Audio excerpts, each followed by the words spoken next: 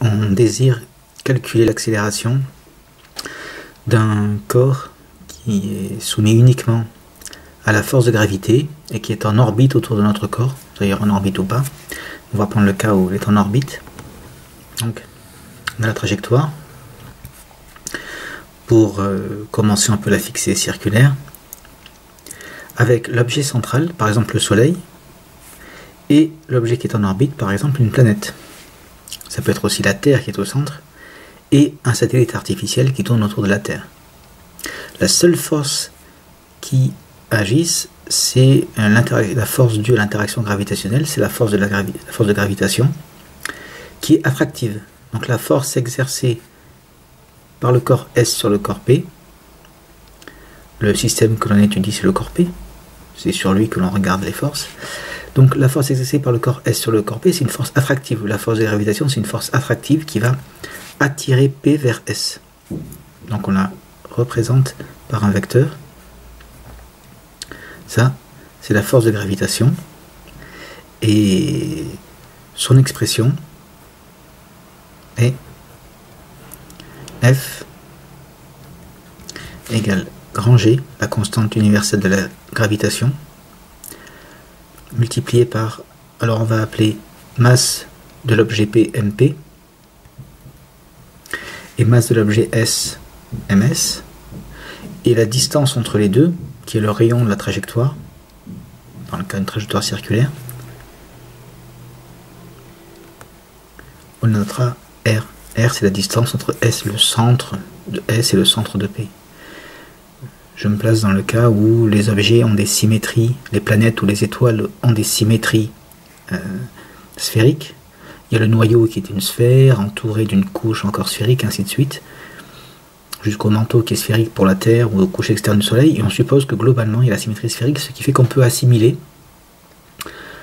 la planète à la masse concentrée en son centre, et l'étoile aussi, dans ce modèle-là. C'est une approximation. Si on se place à grande distance, c'est quasiment vrai, l'objet est quasiment ponctuel. Et si on est plus près, on peut, en faisant cette approximation, assimiler l'objet à un seul point qui est situé en son centre. Donc, ces notations étant posées, la force de gravitation exercée par le Soleil sur la planète, par l'objet central sur l'objet en orbite autour, dans cette force attractive, s'écrit F égale grand G fois masse de l'objet S multiplié par masse de l'objet P divisé par le carré de la distance entre les deux, multiplié par un vecteur, puisqu'on a un vecteur ici, il faut un vecteur ici. Donc là, c'est la valeur de la force, et on l'oriente avec un vecteur unitaire, U, qu'on note par exemple voilà, avec U comme unitaire, hein, c'est-à-dire un vecteur qui a une norme 1, qui a une valeur 1, et qui donne comme indication la direction et le sens de la force. Comme ici tout ça c'est positif, F et U sont dans le même sens, donc le plus simple c'est de prendre le vecteur unitaire orienté vers l'objet central, puisque la force est attractive. On dit au passage que la force est centripète, elle est dirigée vers le centre. Centrifuge, c'est ce qui irait de l'autre côté. Alors pour trouver l'accélération, on va appliquer la deuxième loi de Newton. Pour ça, il faut définir le système. Donc ici, c'est l'objet P, le référentiel. Si c'est une planète qui tourne autour du Soleil, ce serait le référentiel héliocentrique. Si c'est un satellite qui tourne autour de la Terre, ce serait le référentiel géocentrique. Donc de manière générale, l'objet central sert comme référentiel. Les forces, eh bien, il n'y en a qu'une. Il n'y en a qu'une, c'est la force de gravitation qu'on a calculée ici, qu'on a écrite ici. Et il s'agit donc d'une chute libre. La vitesse initiale aura permis d'avoir une trajectoire circulaire, voilà.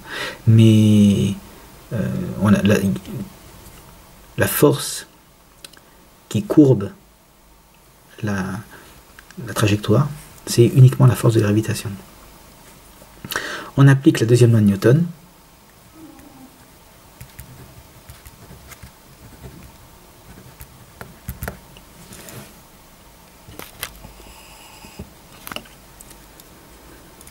La somme des forces extérieures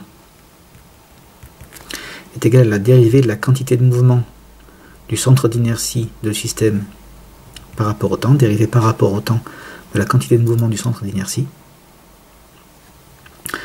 Donc, dpg sur dt égale d sur dt de... Alors l'objet que l'on étudie, c'est l'objet P, mp fois la vitesse du centre d'inertie de l'objet P. Or, mp est une constante, donc on peut la sortir de la dérivée.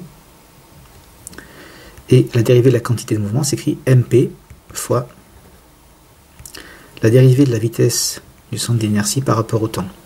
Et par définition, ceci, c'est l'accélération du centre d'inertie de l'objet. Enfin, du système plutôt. On arrive donc à l'expression dpg sur dt égale mp fois ag. Or, ça, c'est égal à la somme des forces extérieures. Et ici, il n'y a qu'une seule force. Donc la situation est très simple, c'est directement égal à la force de gravitation. Autrement dit, l'accélération que l'on cherche, elle est égale à la force de gravitation sur mp, c'est-à-dire 1 sur mp multiplié par grand G, ms fois mp sur r carré multiplié par le vecteur unitaire. Il y a la simplification de la masse de l'objet P, et il nous vient que l'accélération du centre d'inertie du système, ce sera grand G fois la masse de l'objet central sur le carré de la distance entre les deux, multiplié par le vecteur U. Cette accélération, eh bien, elle est aussi dirigée suivant le vecteur U, elle est aussi centripète. Il y a une seule force qui agit, et donc l'accélération est suivant cette force. Autrement dit, si on doit représenter l'accélération, on la représentera aussi comme ceci, AG. Et voilà, c'est une accélération qui est centripète, comme la force de gravitation. Que se passerait-il avec une orbite elliptique? Eh bien, ce serait une orbite elliptique d'ailleurs, ou même une orbite quelconque. Le raisonnement serait identique. On aurait la situation suivante. La trajectoire, l'objet attracteur, l'objet, le système, l'objet en train d'évoluer, en rotation, si c'est une trajectoire fermée, sinon, quelle que soit la trajectoire, et on aurait systématiquement, comme la force de gravitation est une force attractive, la force qui serait dirigée de l'objet P vers l'objet S, et donc l'accélération de même. La différence serait essentiellement que la distance entre les deux objets ici est variable au cours du temps, alors que pour la trajectoire circulaire, elle était constante. Mais la forme de la force et de l'accélération, l'expression serait la même. Ici, ce serait la distance entre les deux, qui aurait une valeur variable.